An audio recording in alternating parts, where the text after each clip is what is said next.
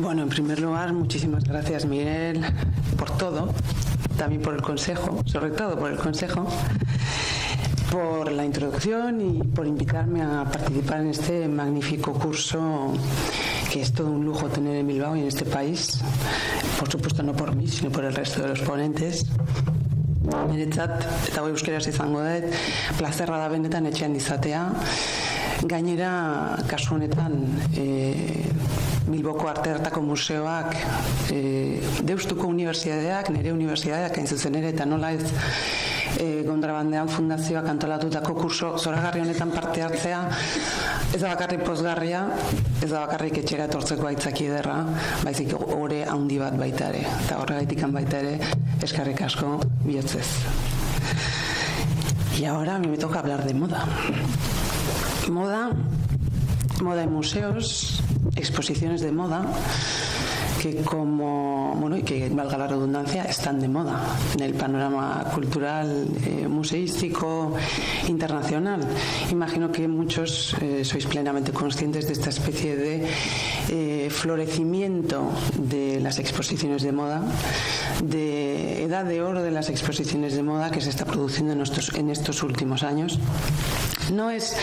La moda en los museos no es una novedad, y hablaremos un poco de esto también, de esa evolución histórica, pero lo que sí es nuevo es, vamos a decir, una cierta aceptación, por fin, el reconocimiento de la legitimidad de la moda para entrar los grandes templos, sobre todo no solo los museos, sino los museos de arte y, más concretamente, los museos de arte contemporáneo. Esto es nuevo. Se puede ser más o menos cínico con respecto a la evolución de esta cuestión, es decir, se puede pensar que efectivamente se termina por aceptar la moda como una expresión artística como otras, y también se puede pensar que, que muchos programadores y directores de muchos museos se han rendido a la evidencia que es el abrumador éxito de público que tienen casi todas estas exposiciones.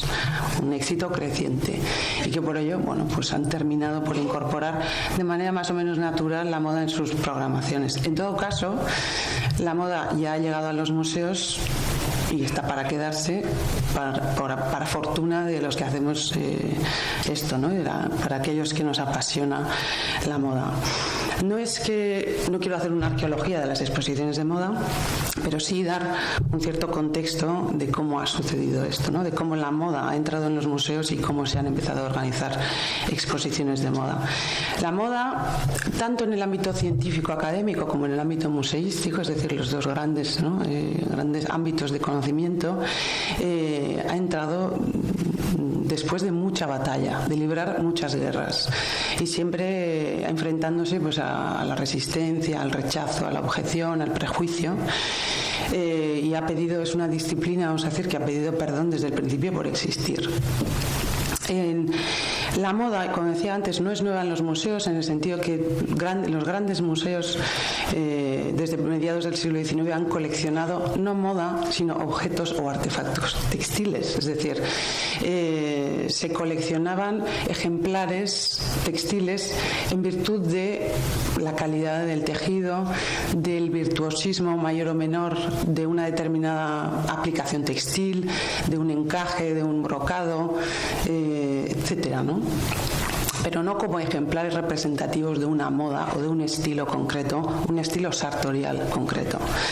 Esto no tenía absolutamente ningún interés.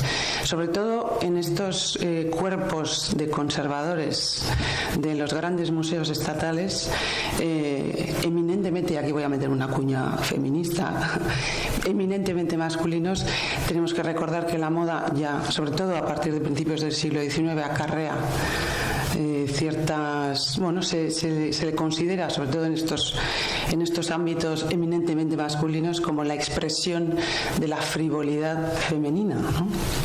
de esa ligereza femenina. Por lo tanto, no tiene lugar en los museos. Entonces, las primeras exposiciones, a pesar de que había objetos textiles en las colecciones, las primeras exposiciones de moda se producen fuera de los museos y se promueven por personas ajenas al ámbito museístico científico. Y esta es una rara imagen de 1870 del famoso establecimiento, ya famoso establecimiento de Madame Tussauds en Londres. Es un museo de cera, bueno, un museo más o menos, porque Madame Tussauds ya coleccionaba moda contemporánea en su propia época para precisamente vestir las personalidades o las reproducciones de estas personalidades, normalmente celebridades o personajes relevantes de su época, y montaba realmente, pues, vamos a decir, proto-exposiciones de moda o galerías de moda en su establecimiento. Pero realmente las primeras exposiciones de moda se producen en el contexto de las exposiciones universales sobre todo finales del siglo XIX y muy especialmente la de 1900. Es curioso, en la Exposición Universal de París de 1900 se refleja esa dualidad de la moda como industria. Por una parte está el pabellón, y esta es una imagen de la entrada del pabellón, que se llamaba Fils Tissus et Vêtements, que era una clasificación absolutamente industrial de hilos, tejidos y trajes. Bueno, como sabéis, era una clasificación, como digo, industrial, y se mostraba la moda como, bueno, pues otro ejemplo más de la excelencia industrial, en este caso en Francia. Francia había hecho como Estado había hecho una enorme apuesta desde Luis XIV realmente por la industria del lujo en general, la industria textil y la industria de la moda en particular, que tiene un desarrollo extraordinario a mediados del siglo XIX, sobre todo coincidiendo con el Segundo Imperio, sobre todo con la corte de Napoleón III y Eugenia de Montijo, por cierto. Y bueno, pues es precisamente a mediados del siglo XIX cuando surge el fenómeno, o vamos a decir, sí, el fenómeno de la alta costura, que no deja de ser una forma específica y reglada por un sindicato de producir moda a medida de alta gama, ¿no? Entonces, en este pabellón, por una parte, se muestran, bueno, pues ejemplares de los grandes modistos de alta costura de la época, y aquí tenéis a la izquierda una imagen de una vitrina de Doucet, que era uno de los grandes modistos de la época, y bueno, vemos una vitrina que es muy similar a muchas de las exposiciones que hoy en día se hacen de moda. Voy a hablar mucho de maniquíes porque es el soporte fundamental de nuestras exposiciones y condiciona muchas veces aquello que queremos decir, y en este caso, como veis, la centralidad, es decir, lo que quiere ponerse en valor es la excelencia de la confección, de la costura, la calidad del tejido, del encaje, del bordado, etcétera. Por lo tanto, se opta por un maniquí sin ninguna referencia a las extremidades del cuerpo, no tiene ninguna aspiración a reproducir a una persona concreta. Se utiliza un maniquí solo para reproducir el cuerpo que tiene que sujetar este vestido.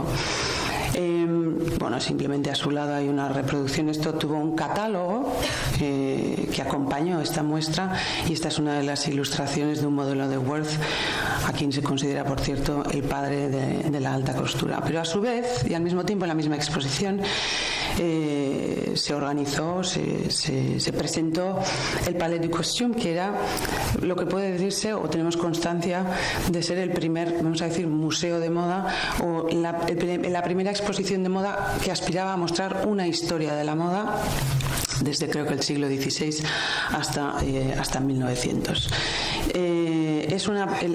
También lo propone y desarrolla un modisto de alta costura, Monsieur Félix, que se rodea de un nutrido grupo de colaboradores, fundamentalmente artistas, sobre todo pintores, historicistas y diseñadores de vestuario de teatro, por supuesto, que son los dos, vamos a decir, los dos oficios o los protagonistas de las primeras colecciones de moda histórica, porque buscan referencias para desarrollar su trabajo con el mayor rigor posible, y son ellos los que se convierten en los primeros, vamos a decir, más o menos amateurs, con una metodología, desde luego no muy científica, pero con mucha pasión, se convierten en los primeros historiadores de moda.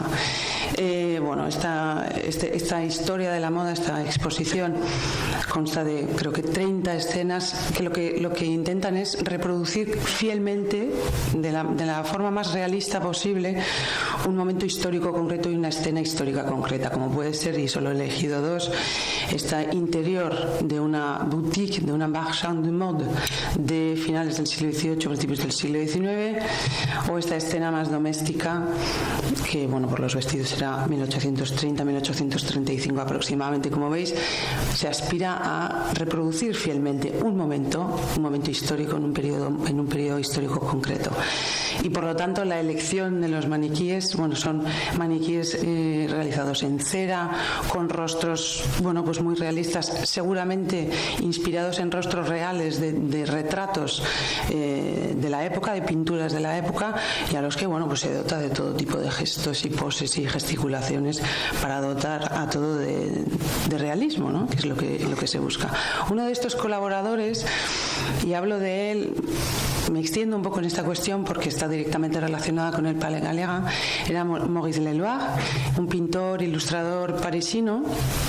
Era, bueno, pues precisamente uno de estos artistas que trabajó en este proyecto, que por cierto duró 5 años, fueron 5 años de producción, y que aquí vemos en este retrato precisamente de en torno a 1900, que es de la colección del Palais Galéen, y está rodeado, no sé si podéis apreciar en el fondo, de piezas de su colección, que son piezas de indumentaria histórica. En este caso es indumentaria, trajes masculinos del siglo XVIII, de su propia colección, que fue realmente haciendo una colección muy significativa de moda histórica. Maurice Leloir, seguramente siguiendo este impulso de la exposición de 1900, funda una asociación, la Société d'Histoire de Costume, que es una asociación de amigos, vamos a decir, de historia del traje, con otros colegas, fundamentalmente pintores, que también que aportan cada uno de ellos sus respectivas colecciones, y inician una especie de, vamos a decir, campaña de sensibilización del público en general y también de las instituciones públicas, de, bueno, pues poner en valor, desean poner en valor la historia de la moda, su capacidad de, sobre todo típicamente de esta época, ¿no?, la capacidad de la moda histórica de inspirar a los diseñadores del futuro, tal y como también se hacía en el V&A en el mismo tiempo. Y bueno, pues organizan una serie de exposiciones, y esta es una exposición de 1909, que es la primera exposición realmente que se produce en un museo, la primera exposición de moda que se produce en un museo, que es lo que hoy conocemos como el Museo de Artes Decorativas en París, y es un ala del Louvre, ¿no? Entonces, bueno, pues es un esquema, se sigue aspirando, es una primera aproximación a la historia de la moda, que encima se produce fuera de los ámbitos, vamos a decir, científicos, museísticos, ¿no? Es un primer ejercicio de ordenación de estilos, de clasificación de estilos, y por lo tanto estas primeras exposiciones pues son esto, ¿no?, una sucesión de siluetas y de estilos dispuestas estrictamente cronológicamente y que buscan reproducir fielmente, pues por ejemplo, a un personaje histórico concreto. Ay, perdón, estoy echando hacia atrás. O bueno, pues a un momento histórico concreto. También optan por otro tipo de formas de presentación, como es esta, a través de las cuales pues quieren poner en valor otras cuestiones, como decía antes, ¿no?, relacionadas con la técnica, relacionadas con el tejido, relacionadas con una aplicación concreta, con un ornamento concreto. En 1900 hacen una segunda que sigue este esquema, ¿no? En realidad no van más allá, son exposiciones. Os he traído una imagen del cartel. De hecho, esta es una exposición, ya no se hace en un museo, se hace en el antiguo taller de Raimundo de Madrazo en París. Curiosamente, todo esto se gesta entre artistas, entre pintores, ¿no? Y esta es una segunda exposición que, bueno, prácticamente reproduce el mismo esquema de la primera, ya en 1920. 1920 Después de esta exposición, que dura, si no me equivoco, 6 meses, llegan a un acuerdo, la asociación llega a un acuerdo con el Ayuntamiento de París, dona íntegramente su colección de moda histórica al Ayuntamiento de París a cambio de, vamos a decir, el compromiso de crear en el futuro un museo de la moda que se convertirá realmente en la lucha de su vida, ¿no?, de Maurice Lellouche, y que nunca verá materializarse, porque estas colecciones se depositan durante muchos años en los almacenes del Musée Carnavalet, que es todavía hoy el Museo de Historia de París, y no tienen lugar en las exposiciones, en la exposición permanente. Durante años, bueno, se hacen varias exposiciones hasta realmente, y por eso me estoy alargando en esta cuestión, 1977 por fin. El pobre Maurice Lellouche había fallecido ya en 1945.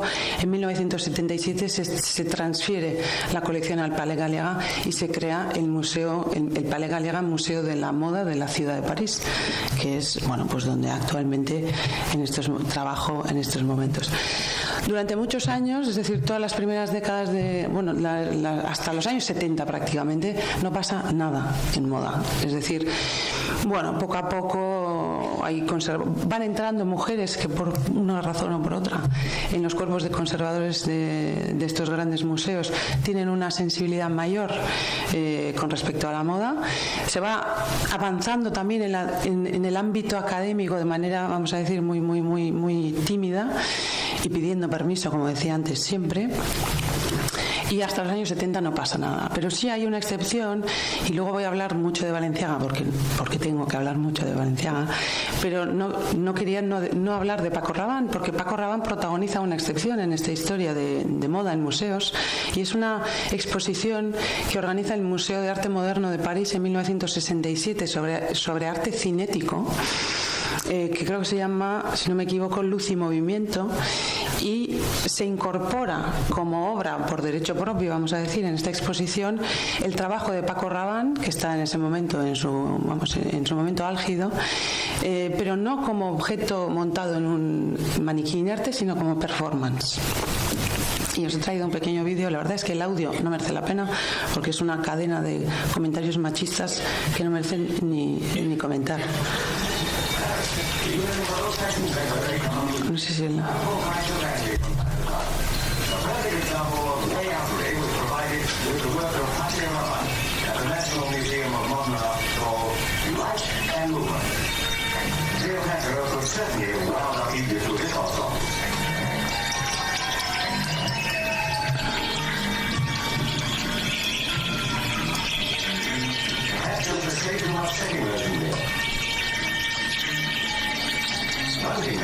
When there's a pretty girl to look at, they certainly make a look of.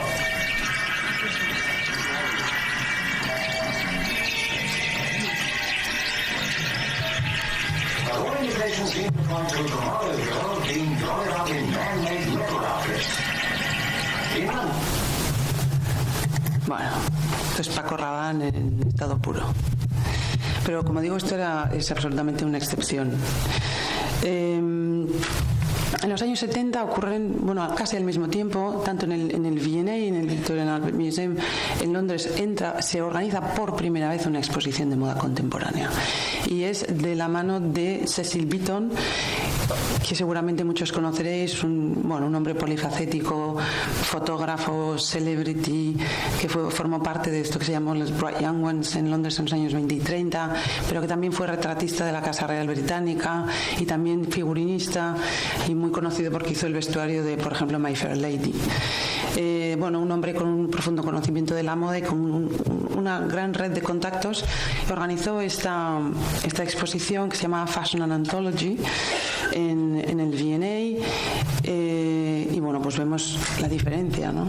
Quiero decir, tanto Cecil Beaton como Diana Vreeland, de la que hablaré ahora, lo que hacen es hablar de la modernidad de la moda, es decir, traen desde la vamos a decir, la complejidad de la escenografía, es el espectáculo de la moda, es decir,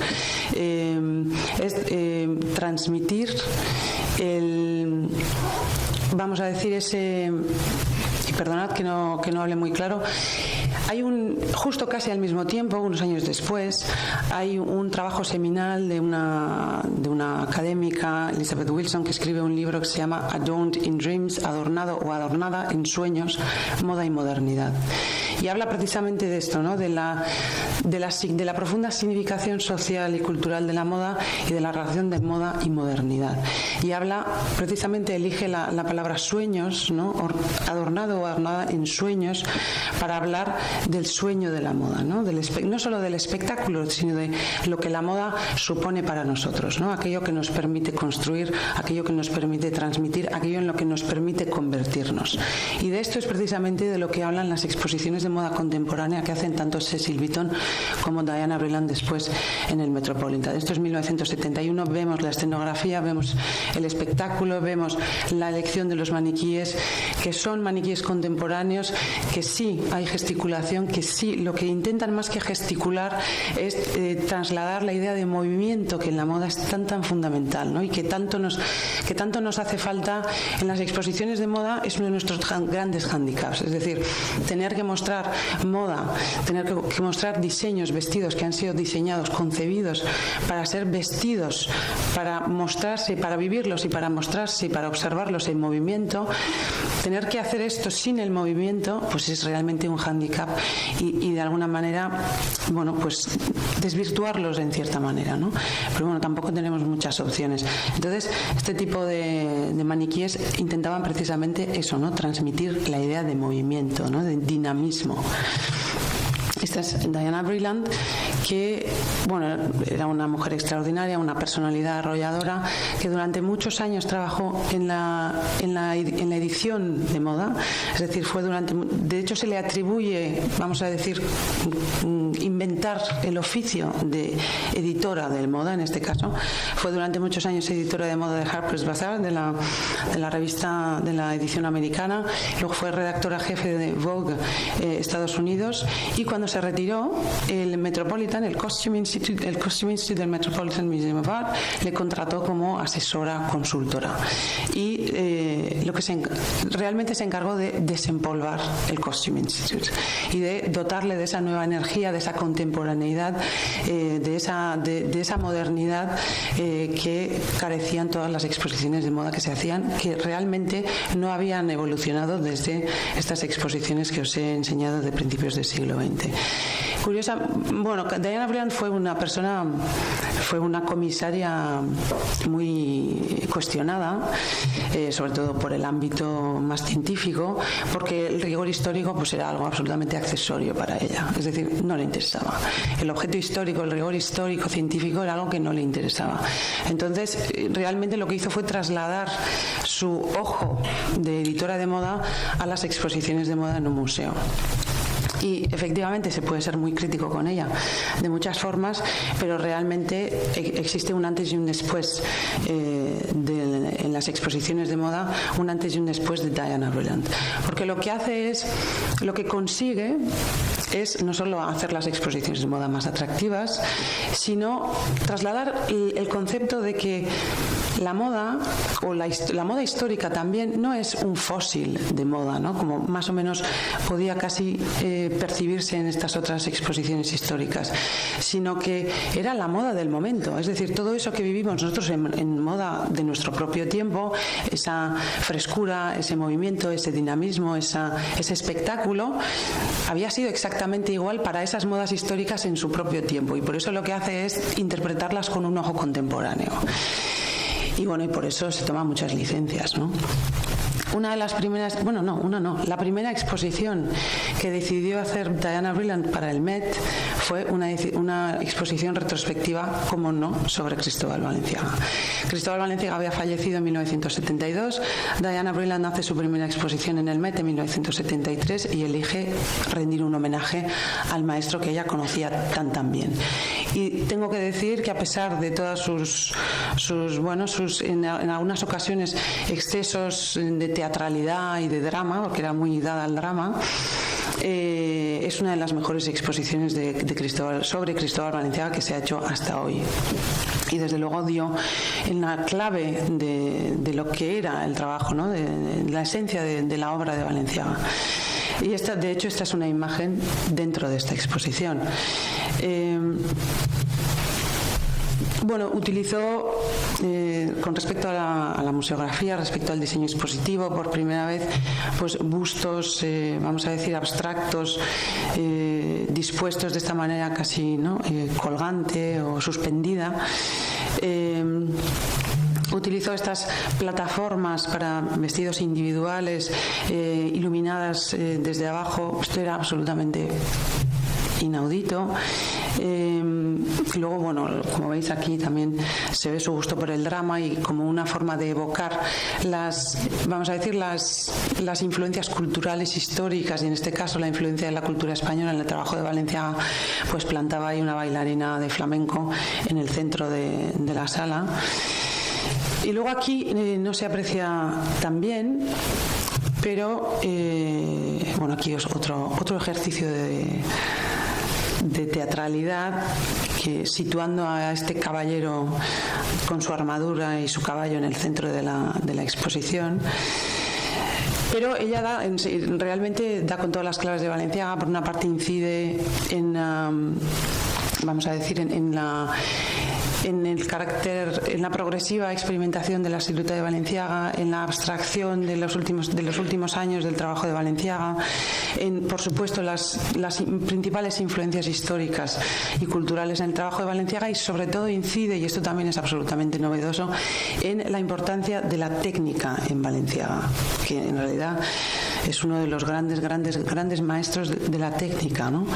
Entonces, no solo enseña piezas que son bueno, pues ejemplares extraordinarios de un patronaje, ¿no?, y de una construcción muy sofisticada, sino también los muestra junto a su, en este caso, patrón original, ¿no? Este es el patrón de este icónico abrigo de Balenciaga del año 62, como es un plano, como si fuera un plano de un edificio, ¿no?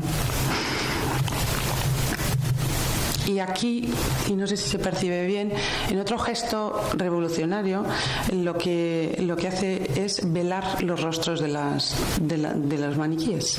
Es decir, es cierto que los rostros no son especialmente realistas, pero no contenta con esto, a pesar de que, bueno, tienen cierta abstracción, los cubre con una especie de media transparente, como si de un ladrón de banco se tratara, que es muy chocante. Esto es el año 73, precisamente para incidir y además para hacerlo evidente, ¿no?, que lo importante es el vestido, que aquí de lo que se trata es de la obra de Balenciaga, y que no puede haber nada más que distraiga la atención del observador, del visitante, y que lo importante es el objeto, ¿no? Bueno, esto es otra imagen de este momento dramático. Como digo, bueno, realmente Diana Vreeland hizo 13 exposiciones para el Met en los años 70 y 80, una sucesión de escándalos, sobre todo cuando hizo una gran retrospectiva sobre Yves Saint Laurent. Obviamente Yves Saint Laurent vivía, yo creo que fue en el año 80, y bueno, la verdad es que no había mucha diferencia entre aquella exposición y cualquier tienda de Yves Saint Laurent. Entonces, bueno, pues fue muy criticada porque fundamentalmente era una escaparate de las últimas colecciones de Yves Saint Laurent, y encima no se privó Diana Vreeland de rociar las salas del museo con el último perfume. Bueno, realmente era un acto promocional, ¿no? Y como consecuencia de este escándalo, de esta exposición de Yves Saint Laurent, que en todo caso atrajo a muchísima gente, el Met decidió nunca más realizar una retrospectiva sobre un diseñador vivo, y esto es una norma que se sigue de forma absolutamente rigurosa hasta hoy. Después, y siguiendo con Balenciaga, ¿no?, ha habido varias exposiciones de Balenciaga, más o menos menores, pero hubo una gran retrospectiva en París en el año 2006, que fue una exposición en el Museo de Artes Decorativas de París, que fue una exposición muy completa, que incidía en las mismas cuestiones que había incidido Diana Vreeland. Tenía, eso sí, una selección de obra espectacular, procedente de las mejores colecciones de museos del mundo. Cierto, se optó por una museografía, un diseño expositivo minimal, es decir, es cierto que las obras de Balenciaga no necesitan de mucho, ¿no? Y al contrario, se ponen en valor cuando se muestran en crudo. Sin embargo, fue muy criticada porque tuvo una segunda parte, y aquí entramos también en en la crítica habitual de las exposiciones de moda, de los sponsors de las casas de moda, de la supuesta intervención en el trabajo científico de los comisarios de las casas de moda para servir a sus propios intereses comerciales. Bueno, yo creo que es una crítica, que no es infundada, pero sí está muy exagerada. En todo caso, aquí fue más evidente en esta exposición de Balenciaga la participación de la Casa Balenciaga, porque el entonces director creativo de la Casa Balenciaga, que era Nicolas Ghesquière, fue cocomisario de la exposición. Y hubo efectivamente toda una primera parte dedicada a Cristóbal Balenciaga, sobre todo a su periodo en París, desde los años finales de los 30 hasta el año 68, que cierra su casa. Luego la exposición olvidaba 20 años de vida de la casa, que efectivamente no habían sido muy interesantes, porque la familia Balenciaga, después del fallecimiento de Cristóbal Balenciaga, vendió la marca, pasó por varias manos, varios propietarios y varios directores creativos, pues no muy interesantes, hasta 1998 que toma las riendas de la casa Nicolas Ghesquière y realmente la vuelve a poner en el mapa con todo su esplendor, además desde un profundo respeto por el trabajo de Balenciaga y el espíritu, vamos a decir, de Balenciaga, ¿no? Pero aquí, claro, yo entiendo que ponerse al lado de Balenciaga y salir airoso es muy difícil. Entonces había que compensarlo a través de la puesta en escena, ¿no? Del diseño expositivo, de la iluminación, de una iluminación más efectista. Veis, al contrario de la parte dedicada a Cristóbal Balenciaga, en la que se utilizan maniquíes de taller, vamos a decir, los maniquíes de alta costura, que se han convertido casi ya pues en una norma, ¿no? Para todos nosotros, porque es un maniquí, puede decirse conservador, pero que funciona muy bien, con muchos periodos y con muchos tipos de siluetas. Y además, huye un poco de la estridencia en la que pueden caerse en algunas ocasiones cuando se utilizan maniquíes contemporáneos, ¿no? Aquí, sin embargo, en la parte dedicada a Balenciaga, Nicolas Ghesquière, como vemos, pues se opta por un extraterrestre casi, ¿no? Es un tipo de maniquí contemporáneo, pero sin rostro, ¿no? Con una cosa abstracta, con unos ojos iluminados, muy futurista, etcétera, ¿no?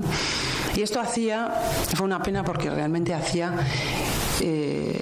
desvirtuaba un poco precisamente la atemporalidad de la obra de Balenciaga, que es precisamente la gran virtud de su trabajo, ¿no?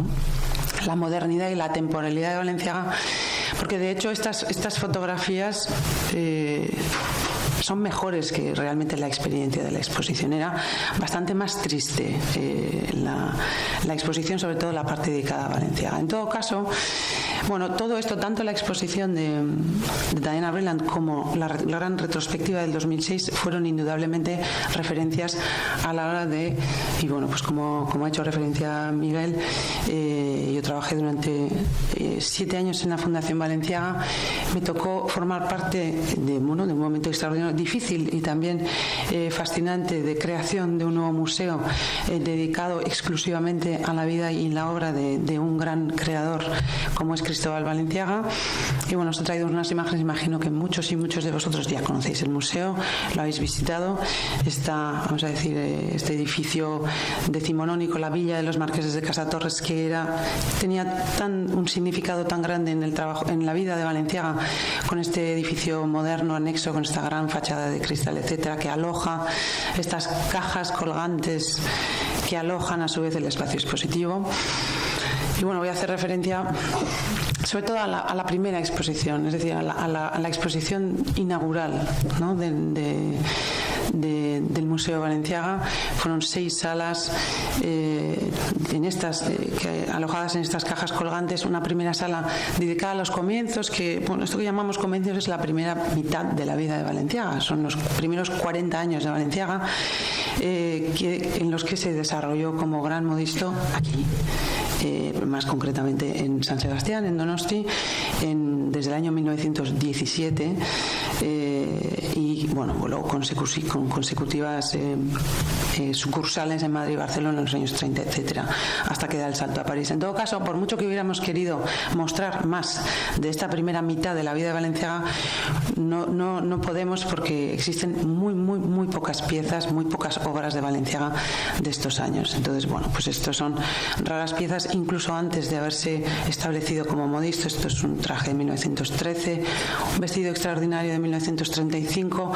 Se encargó de fotografiar la selección de obras para la colección permanente, vamos a decir, la primera exposición permanente, el fotógrafo Manuel Utumuro, que hizo un trabajo realmente extraordinario, que precisamente hace esto, ¿no? Resaltar o enfatizar, vamos a decir, el carácter escultórico, ¿no?, de muchos de los diseños de Balenciaga. Le seguía una sala dedicada a los diseños de día, trajes y vestidos de día, una sala dedicada a cóctel, cuando el cóctel era algo, desde los años 20 hasta los años 60. Le seguía una sala, y esto, hacíamos alusión a un desfile, es decir, el orden habitual en un desfile, en una presentación de una colección, un desfile de moda, entonces, sobre todo en la época de la alta costura, era ¿no? Primero se mostraban las creaciones de día, después las de cóctel, después las de noche, y el broche final, y eso se mantiene aún, el vestido de novia, ¿no? Entonces, seguíamos este orden como si se tratara de un desfile de la obra de Balenciaga. Como habéis podido observar, seguramente también la iluminación jugaba con los momentos del día, es decir, la iluminación de cóctel nos trae al atardecer, y por supuesto la noche, estos vestidos de noche en esta escenificación de noche, ¿no? Como si fuera una soirée, una gala, una cena, etcétera. Y las novias, aquí tengo que decir que nos hicimos trampas en el solitario, porque nos quedaba muy bien el discurso, pero no es del todo cierto que Balenciaga terminara sus desfiles con una novia. Es decir, Balenciaga era todo lo contrario al drama de Diana Vreeland, era precisamente lo opuesto. Y en sus desfiles, y que luego hablaremos un poco de esto también en relación precisamente a la museografía, mostraba una o dos novias, pero intercaladas entre cóctel y, quiero decir, esos broches finales como muy, ¿no?, de muchos fuegos artificiales, nunca fueron del gusto de Balenciaga. Pero aquí situamos las novias al final del desfile, y ahora esto es una confesión que ya no importa. Y terminaba la exposición con una sala que llamamos Balenciaga Esencial, que quería ser o aspiraba a ser una síntesis del trabajo de Balenciaga desde el punto de vista de las influencias históricas, de las inspiraciones históricas, de la técnica, de la evolución de la silueta, de la abstracción, etcétera, ¿no? Y se hacía de forma mucho más analítica, ¿no? Casi era un laboratorio de la obra de Balenciaga. Con estas, vamos a decir, además queríamos hacer queríamos hacer un especial esfuerzo. Este es otro, cuando he dicho lo del movimiento, otro de los hándicaps es ¿no? Que cuando mostramos un vestido en una exposición tenemos que elegir un ángulo.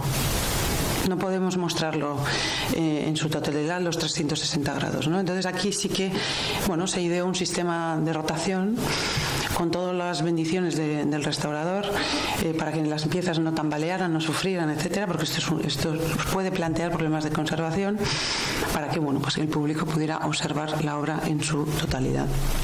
Y además acompañamos precisamente cuando hablamos de Balenciaga como maestro de la técnica, eso que nos cuesta tanto contar, ¿no?, y mostrar, es decir, en qué consiste eso de vamos a decir, del desarrollo del patronaje, ¿no?, de la técnica.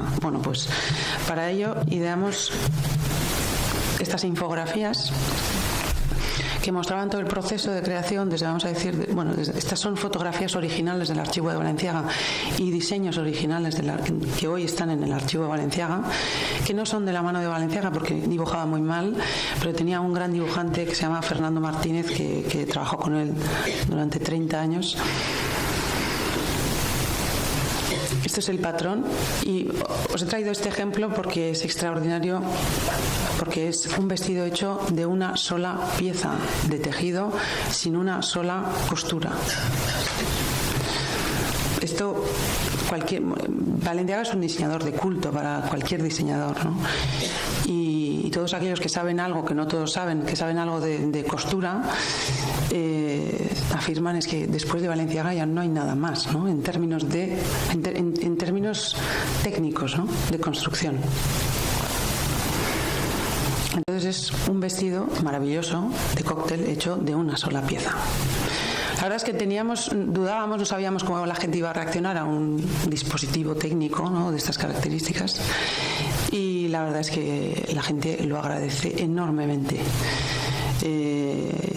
Y además nos sirvió para resolver lo de la cartela, introducir la cartela en la infografía y hacer pues que todo el conjunto fuera más limpio, ¿no? Y bueno, realmente no pudimos inventar nada nuevo con respecto a aquello que había señalado Diana Vreeland.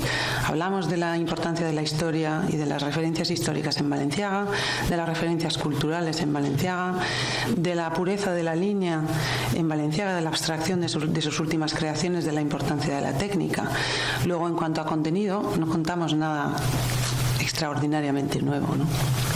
Lo que sí hicimos diferente a Diana Vreeland fue el drama, ¿no?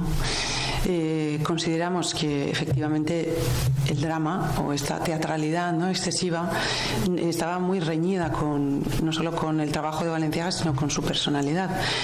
Y quisimos reproducir un poco, hay muchos testimonios de lo que se vivía en la casa Balenciaga, tanto en los talleres, el silencio que reinaba en los talleres de Balenciaga, como en la puesta en escena, es decir, en la presentación de sus colecciones. Y aquí os he traído un pequeño vídeo breve para que veamos cuán diferentes eran los desfiles de moda en la casa Balenciaga a los grandes shows, ¿no? Que no tiene sonido.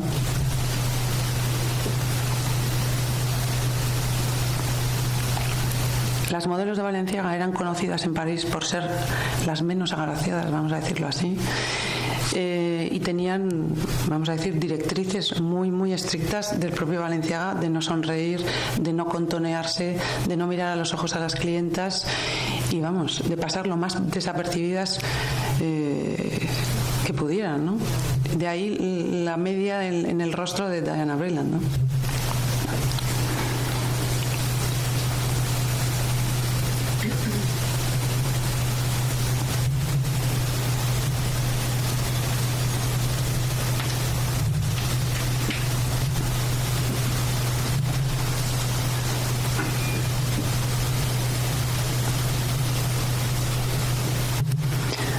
Esto también quisimos reproducirlo, ¿no? De alguna manera transmitir esa sobriedad, esa discreción, ese silencio en las salas del museo. Después, la verdad es que yo dejé el museo en el 2013. Seguí para emprender un camino en solitario, hice muchas cosas como freelance, trabajé con varios museos, entre ellos el Palais Galega, y gracias a esa colaboración hicimos la exposición de los años 50 en el Museo de Bellas Artes de Bilbao. Y trabajé también con el MOMU, que es un museo de moda más centrado en la moda contemporánea, en Amberes, que seguro muchos conoceréis. Amberes es un centro internacional de moda, tiene una muy, muy potente escuela de moda de gran prestigio internacional. Y pues hay una cultura de moda muy marcada, ¿no? Entonces hay también un público muy especial. Y también me ofrecía la posibilidad de hacer algo sobre Balenciaga cuando trabajas tantos años en un museo dedicado a un solo creador, pues es la experiencia de la retrospectiva, pero elevada a la enésima potencia. Es decir, terminas pensando que Balenciaga es Dios, ¿no? Y que, pues terminas hablando en términos de genio, que efectivamente lo es, ¿no? Pero se pierde un poco la perspectiva del contexto, de aquellos que vinieron antes que él, de aquellos de los que vivió, aquellos a los que influyó, y un poco su contribución en el contexto de la historia de la moda del siglo XX. Y esto es lo que a mí me interesaba, ¿no? Contextualizarlo y entender cuál había sido su contribución.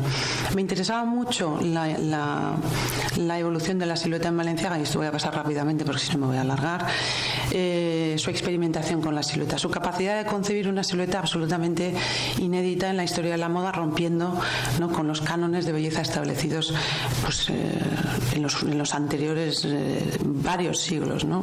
Probablemente desde época medieval. Aquí os he traído, bueno, esta experimentación con la silueta empieza en los años 40. Esto es una comparación entre el famoso New Look de Christian Dior, que presenta en el año 47 y que domina la moda de los años 50, de la que tanto hablamos en aquella exposición, y lo que hace Balenciaga al mismo tiempo, es decir, todo lo contrario. En Balenciaga se va perdiendo el cuerpo en la silueta, es decir, se van perdiendo las referencias a las caderas, a la cintura, que son las referencias fundamentales de la silueta históricamente, ¿no? Y bueno, pues esto le llamaron el traje, son todos nombres, bautismos de las revistas de moda de la época, ¿no? Porque no son nombres que el propio Balenciaga ponía a sus modelos. A esto se le llamó el traje semi-entallado, con esa espalda absolutamente suelta, ¿no? Esto fue una evolución del año 52. La túnica del año 55, repito, esto es el imperio del corsé. Balenciaga vuelve al clasicismo de la línea recta, ¿no? El vestido saco, que tiene un nombre, en fin, no muy glamuroso, vestido saco de 1957, otra versión del mismo junto a su ilustración. El Baby Doll de 1958, como veis, el cuerpo va desapareciendo, ¿no? Y el vestido va adquiriendo una autonomía cada vez mayor. Y ya, bueno, pues ya son sus creaciones de finales de los 60, que son extraordinarias, con el vestido de 4 picos, que bueno, es una obra de arte. Esto está hoy en día en los archivos de la Casa Balenciaga.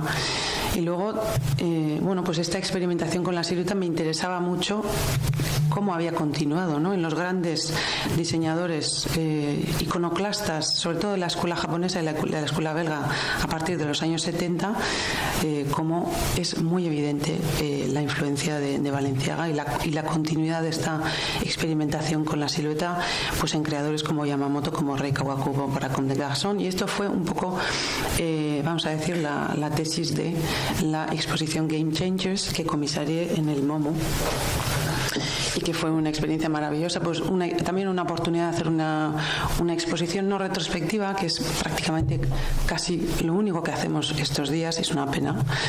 Y bueno, era esto, os enseño cómo materializamos esta idea.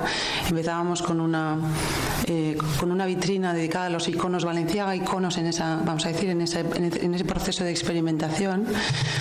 Y bueno, encontré una perla, estas pocas perlas que a veces te ayudan a realmente transmitir lo revolucionario de esa silueta en este momento concreto, ¿no? En concreto del vestido saco en 1957, porque ahora, bueno, pues vivimos en una época en la que no se nos impone una silueta concreta, ¿no? Tenemos una gran libertad en cuanto a aquello que decidimos ponernos, pero en los años 50 no era el caso.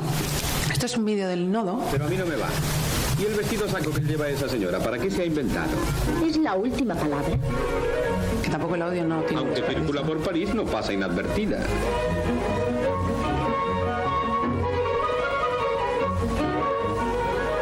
Fíjate con qué disimulo ruedan los operadores. Es que quieren observar las reacciones que la nueva moda produce. Y las reacciones a la vista están. Hace falta valor para ir así. Esto hay que reconocerlo, sí, es un poco exagerado. ¿Un poco, nada más? Bueno, bastante. Vaya, menos mal que por una vez estamos de acuerdo. Pues ella sigue tan campante. Hasta los irracionales se asombran, mira.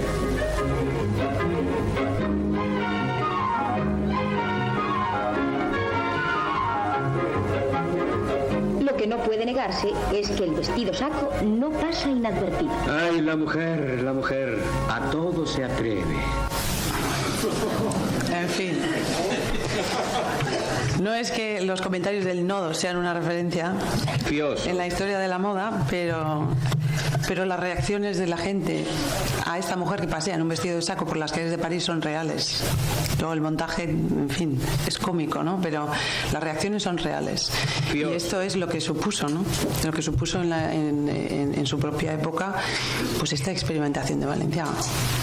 Bueno, en esta exposición lo que hicimos, bueno, pues era una exposición temática.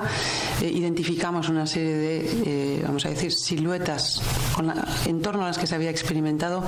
Hicimos una genealogía, un árbol genealógico de grandes creadores que a lo largo del siglo XX habían repensado el cuerpo y habían, vamos a decir, repensado la silueta y concebido una nueva silueta.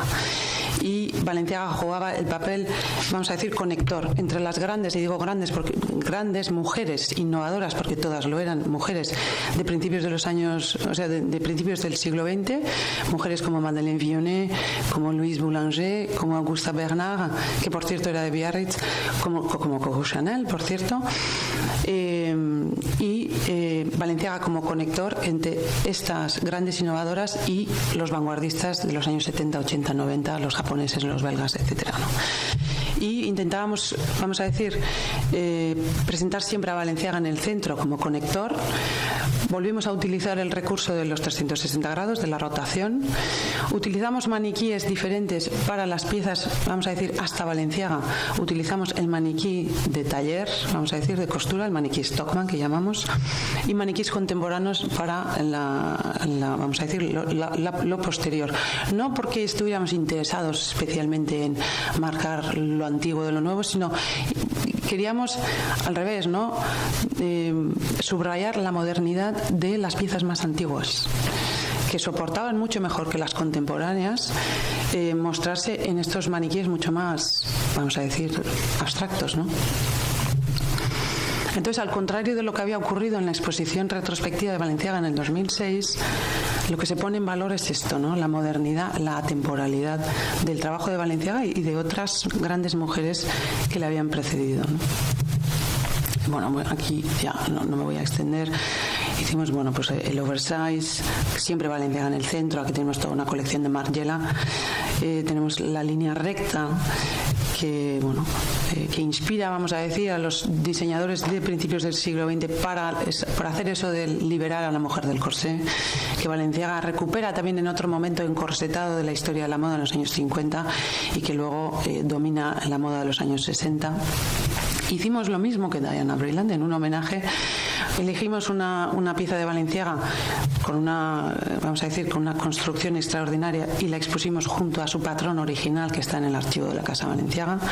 Hablamos, y aquí hilo con la trasera, las cartelas y la trasera de la que tanto nos ha hablado Estrella. Aquí tenemos un grupo sobre la espalda.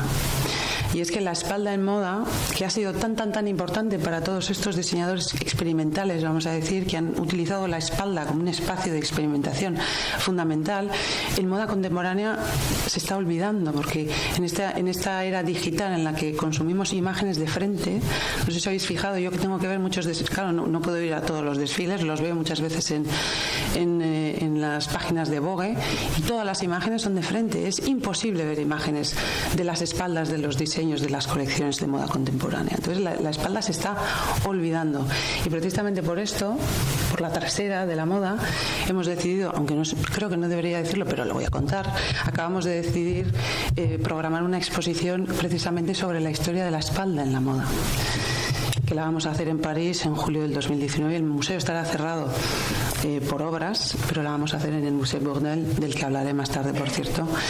Y es un tema maravilloso. Igual tendríamos que hablar más, Estrella. Y de hecho el otro día estuvimos, porque se va a hacer en el Musée Bourdelle, que es el museo dedicado a Antoine Bourdelle, el gran escultor francés de finales del 19 y principios del 20, que tiene un museo maravilloso en París que os invito a conocer. Y precisamente queremos crear diálogos con la obra de Bourdelle y queremos ver las esculturas de Bourdelle desde atrás. Y el otro día estuvimos haciendo precisamente este ejercicio. O sea que hablaremos más.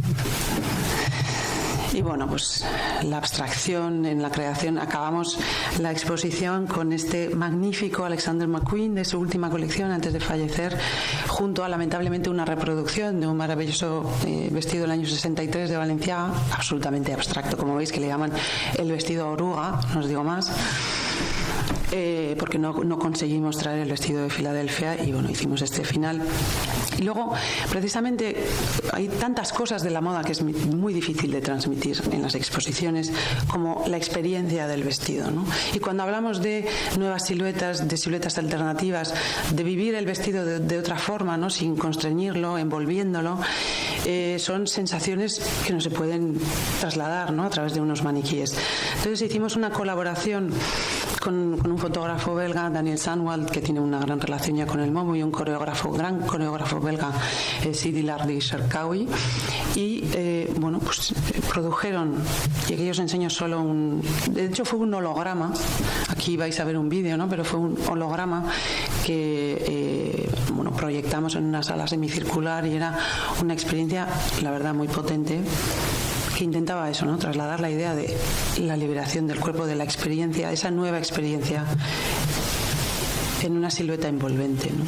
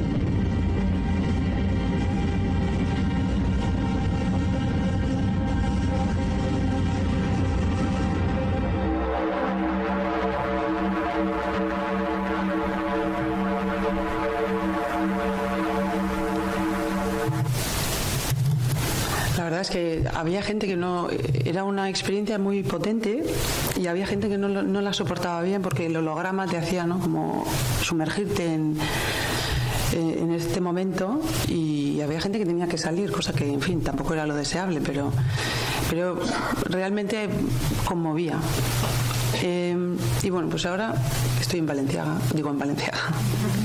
estoy en el Palais Calega, y todo el mundo me pregunta, bueno, ¿y cuándo vas a hacer una exposición de Valenciaga? Pues no puedo, todavía no puedo. Va a pasar mucho tiempo, porque para mí, desgracia y para fortuna de todos los que han visto sus exposiciones, mi predecesor era un gran admirador de Valenciaga, como no puede ser de otra forma, y han hecho en los últimos años 2 exposiciones de Valenciaga. Y os he traído solo un ejemplo, porque está conectado a muchas cosas que hemos hablado ya: la historia de la moda, el coleccionismo, las colecciones históricas, la inspiración, etcétera, y Valenciaga.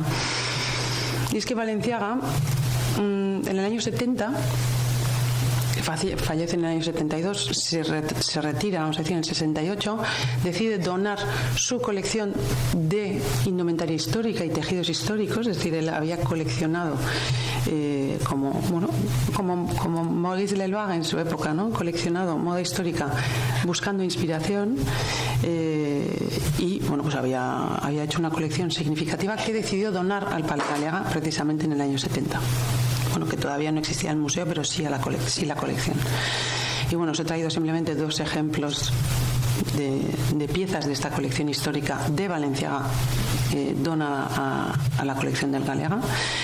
Y lo que hizo Olivier Sayag en este caso fue reproducir un almacén de nuestro museo, ¿no? Es la típica instalación, armario, para el almacenamiento de colecciones de moda, colecciones textiles que tenemos en el museo, ¿no? Entonces, en esta especie de, una vez más, laboratorio de ideas, o queriendo evocar un laboratorio de ideas, que es un almacén en las que se mezclan en nuestra colección las piezas de la colección histórica de Valenciaga con su propia obra, pues surgen estos evidentes diálogos e influencias entre la historia de la moda y la creación de Valenciaga, ¿no? Bueno, y esto es para recordarme que tengo que dejar hablar de Valenciaga. Esto es Valenciaga saliendo de la casa de Fabiola en Madrid, cuando estaba haciéndole pruebas de la reina Fabiola de Bélgica, cuando estaba haciéndole pruebas para su famoso vestido, icónico vestido, en 1960. Y retomando el hilo, ya paso rápidamente porque creo que seguramente me estaré pasando de tiempo. Retomando el hilo, después de Diana Vreeland, un poco a qué ha pasado, ¿no? Haciendo este paréntesis de Balenciaga. Bueno, pues un antes y después lo marcó la exposición de Armani, que muchos de vosotros veríais en el Guggenheim de Bilbao. La exposición que, bueno, pues estuvo rodeada de un enorme escándalo, a mi juicio, absolutamente exagerado, sacado de quicio, con respecto a... Bueno, pues efectivamente había habido, como seguramente sabréis, una exposición retrospectiva de Armani en el Guggenheim de Nueva York, primero, que sigue a una donación de Armani a la Fundación Guggenheim de creo que $15 millones, y luego, bueno, pues una crítica muy dura a esta exposición, bueno, como un ejercicio puramente comercial, ¿no? De promoción comercial de la casa Armani, y he leído artículos a este respecto. Está el museo en venta, ¿no? Pero el gran sacrilegio, se puede estar más o menos de acuerdo que pudiera haber más o menos interferencias de la casa, pero bueno, el comisario fue Harold Kodal, que yo le tengo un enorme respeto y es toda una referencia para todos los que hacemos esto, que ha sido conservador jefe del Costume Institute durante muchos años, ¿no? Entonces, bueno, hay que poner en cuarentena estas cosas. Pero el gran sacrilegio fue la entrada de la moda en un museo de arte contemporáneo. Esto es lo que todavía el mundo no estaba preparado para asumir. Y bueno, pues esto fue lo que marcó una exposición que por otra parte fue una exposición muy exitosa, muy bien realizada, que lo que pretendía era, bueno, pues Armani es un creador muy diferente a un Balenciaga, ¿no? Y realmente es un creador de estilo. Era una exposición abrumadora, por ejemplo, en cuanto al número de vestidos que había en la exposición, que fue enorme, ¿no? Entonces, bueno, cuando se opta por muchos vestidos muy parecidos entre ellos, lo que se transmite es un estilo y no realmente, quizá no se quiere poner el énfasis en un objeto concreto o en una experimentación concreta, sino en la creación de un estilo que es el estilo Armani, ¿no? Y luego también, por supuesto, pues con sus una serie de experimentaciones con respecto a la museografía, a estos vestidos suspendidos, que después de esto ya se ha hecho mucho más, ¿no? Pero esto sí que fue un diseño expositivo rompedor. Luego hemos tenido exposiciones como McQueen, y me alegro mucho que en la presentación de Miquel y Fernando hemos visto hablando de la marca V&A, hemos visto varios carteles en el metro de Londres precisamente de la exposición Alexander McQueen de Savage Beauty, que primero se organizó en el Metropolitan de Nueva York. Nada más fallecer Alexander McQueen, el Metropolitan anunció que iba a hacer una retrospectiva de McQueen, que habían querido hacerla hace mucho, pero siguiendo esa estricta norma, gracias a Diana Vreeland, de que nunca se pueden hacer retrospectivas de diseñadores vivos, esperaron a que falleciera, que es un poco terrible, ¿no? Pero entonces, bueno, pues primero se hizo en el Met y luego se hizo en el V&A. Yo la vi en el V&A. Bueno, es una producción, quiero decir, es lo más espectacular que he visto en lo que a exposiciones de moda se refiere, que lo que intentaba era sumergirte en el universo loco de Alexander McQueen. Es decir, era un creador desbordante, un diseñador indomable, que diseñaba no solo colecciones, sino, bueno, todas sus presentaciones, sus desfiles eran auténticas performances que, bueno, trascendían con mucho aquello de presentar colecciones, ¿no? Y bueno, también contó con toda la colaboración de la casa McQueen, con un presupuesto de 3,5 millones de €, que también ayuda, ¿no? Y atrajo a 700.000 visitantes en el Met y a 500.000 visitantes en el V&A. La verdad es que abrumaba, pero no era una exposición espectáculo vacía, que empezamos a ver estas cosas ya, ¿eh? Todo el presupuesto estaba muy bien invertido y realmente es una exposición. No creo que tenga tiempo de enseñar tantos vídeos. No. Paso el vídeo de McQueen, lo tenéis en YouTube. Bueno, solo hacer una breve referencia porque ya veo que me estoy saltando el tiempo. Hay otras formas de hacer retrospectivas. Esto es una exposición precisamente en el Musée Bourdelle del que os he hablado ya. Una retrospectiva de Madame Carré, también comisariada por Olivier Sayard, en el Musée Bourdelle, que fue una de las exposiciones, bueno, la más emocionante que he experimentado. Con un presupuesto ínfimo, una escenografía, una museografía mínima, realizada, por cierto, todas las vitrinas, los taburetes, los caballetes, etcétera, con una obvia referencia a los instrumentos de trabajo de Antoine Bourdelle, que están también en su taller en el museo, fabricados en los talleres del Ayuntamiento de París. Una intervención mínima, bueno, una comunión con el espacio y con las colecciones de Bourdelle maravillosa. Bueno, también era una creadora especial, tuvo una larga trayectoria de los años 30 a los años 70, obviamente inspirada en el clasicismo. También con gestos como estos se decidió mostrar dos o tres vestidos de Madame G en plano, pero en vertical, es decir, enmarcándolos y mostrándolos en vertical. Bueno, introduciéndolo en el propio taller, en el propio atelier de Bourdelle. Bueno, simplemente las imágenes no hacen justicia a lo que era realmente la exposición. Y termino con la última exposición. Y aquí es cuando sí me gustaría hacer una reflexión, ¿no?, que nos hacemos nosotros mismos ahora. Estamos ya asistiendo, porque McQueen efectivamente fue abrumador en cuanto a la sofisticación de la museografía, de la presentación, pero tenía mucho contenido. Y ya empezamos a asistir a espectáculos. Es decir, ahora hemos tenido una exposición de Dior, no sé si alguno de vosotros la habréis visto, en París, en el Museo de Artes Decorativas. Ha sido una exposición no sobre Christian Dior, sino una exposición sobre la casa, la historia de la Maison Dior. Y ha sido espectacular. Es la palabra más utilizada para definir esta exposición. Una exposición que transmite como ninguna otra ese espectáculo inherente a la moda, ¿no? No quiero criticar a los contrarios, pero bueno, era curioso que una salía de la exposición sin saber realmente quién había sido Christian Dior y por qué había sido tan influyente y qué había contribuido y qué había significado en su propio tiempo, ¿no?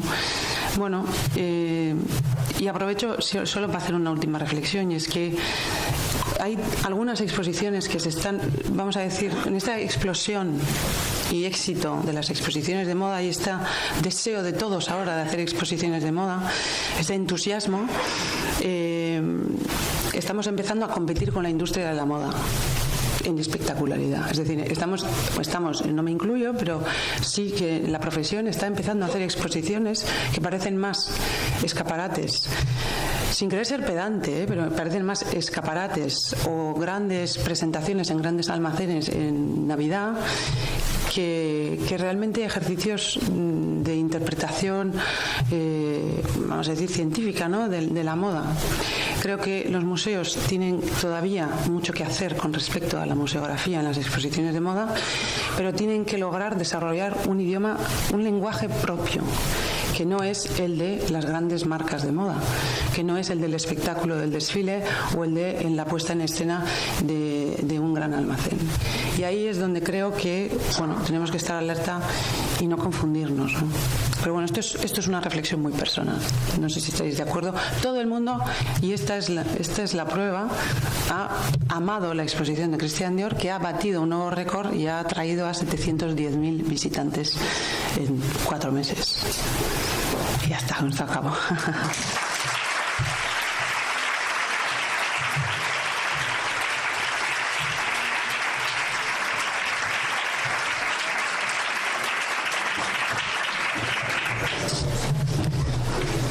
Yo creo que ya todo el mundo tiene hambre. ¿Hay preguntas? Si alguien tiene alguna pregunta, será un placer. Y si no, lo entenderé perfectamente.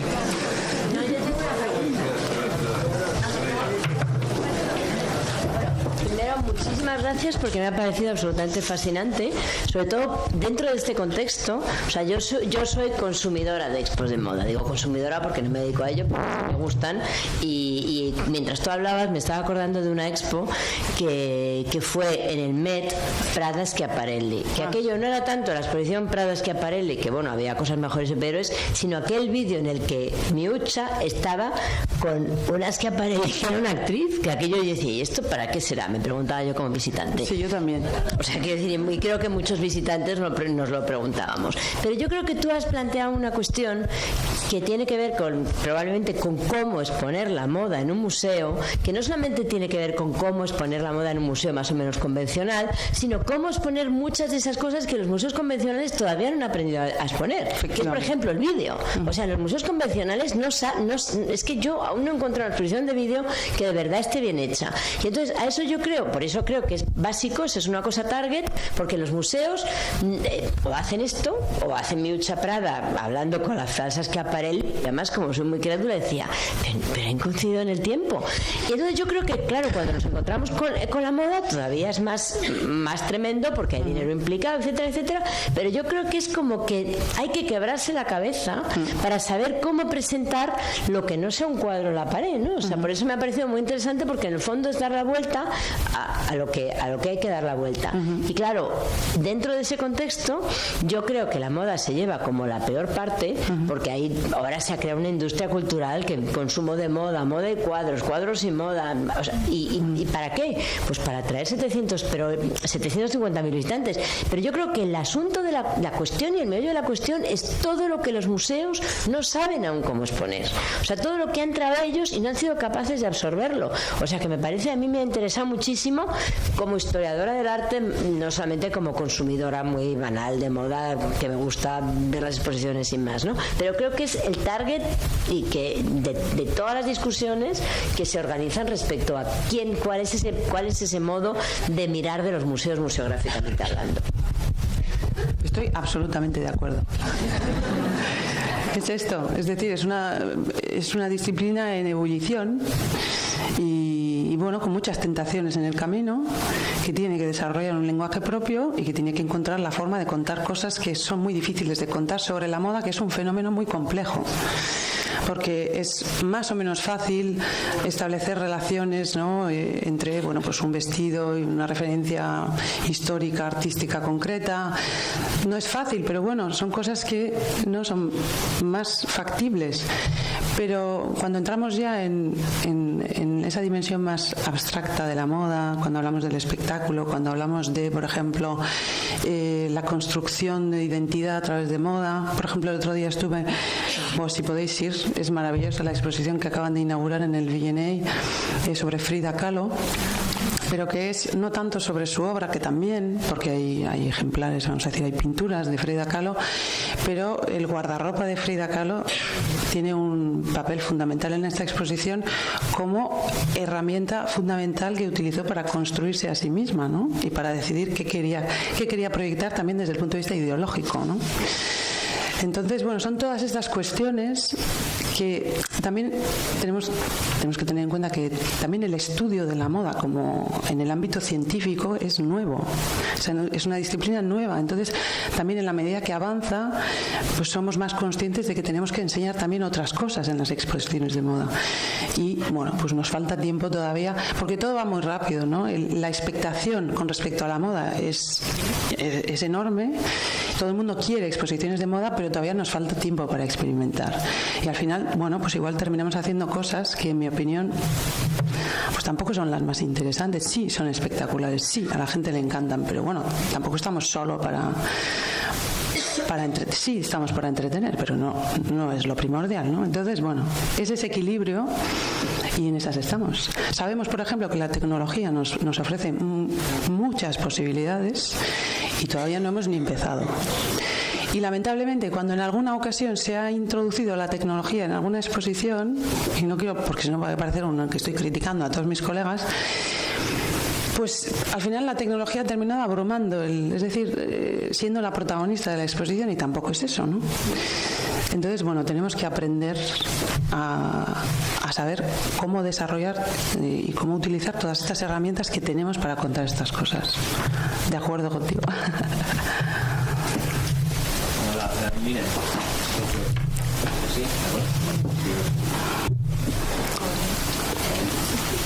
Hola, miren. Gracias por... Me encantó la presentación. En Inglaterra, las escuelas de arte, que incluye moda, escultura, pintura, cuando lo mezclan, todas las escuelas de arte que están distribuidas por todo el país, central es el textil. Y esto me parece muy interesante porque es el enlace de las escuelas con la industria. Y de ahí, claro, para hacer textil necesitas una base de arte, necesitas dibujar y después necesitas la tecnología, la sensibilidad de color y... con Balenciaga el textil, ¿cómo lo hacía? Sí, porque yo creo que el textil es tan importante como... Es esencial. Okay. En Balenciaga es fundamental, porque en esta experimentación que tanto he mencionado en la presentación y en esa progresiva abstracción, ¿no?, de su trabajo, el tejido, además siempre elige tejidos con un cuerpo, ¿no?, que se sostienen solos casi, ¿no? Y incluso desarrolló tejidos con grandes fabricantes de tejidos, proveedores de alta costura, diseñó tejidos que no existían, precisamente buscando esa cualidad casi escultórica, ¿no? O sea, conseguir esos vestidos escultura que él hacía. Entonces, él, desde luego, tenía un conocimiento muy profundo del tejido y de su comportamiento y participó muy activamente en el diseño de nuevos tejidos con fabricantes, con ingenieros textiles, etcétera. Porque es lo que me preocupa. Cuando ves Balenciaga ves la parte final, ves estas siluetas que son de sueño y impresionantes, pero realmente hay mucho de fondo ahí. Sí, claro. Eso es fantástico. Claro, al final estas imágenes de los años 60, que es el final de su vida, pues son... Quiero decir, es cuando él se va, que decide, claro, luego nos enseño, ¿verdad? Hay colecciones y colecciones y colecciones llenas de Balenciaga de trajes para señoras americanas que tienen mucho dinero y son trajes pues maravillosamente cortados, pero no tienen nada de excepcional en cuanto a, vamos a decir, este tipo de creación, ¿no? Y precisamente Balenciaga lo hace al final, cuando se va y cuando ya parece que pesan menos esa serie de condicionamientos, ¿no?, de las clientas, de sus necesidades, de tener que limitarse a la demanda de sus clientes, y cuando se va, pues es cuando hace las cosas más extraordinarias, ¿no?, en los años 60. Genial. O sea, que quiero decir que es el producto de toda una vida, desde su niñez hasta su retiro, dedicada, pero en cuerpo y alma, a la costura y al perfeccionamiento de su oficio, que es lo que le obsesiona. Gracias.